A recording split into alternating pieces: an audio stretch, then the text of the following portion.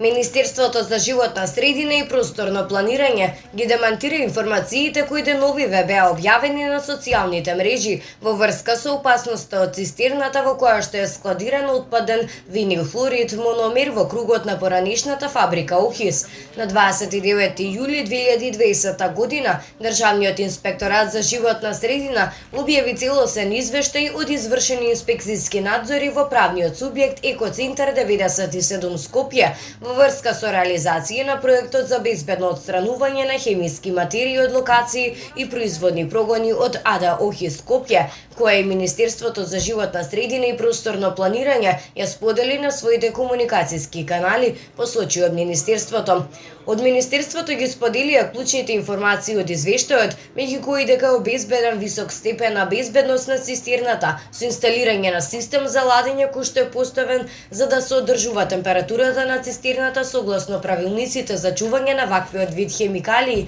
во сад под притисок.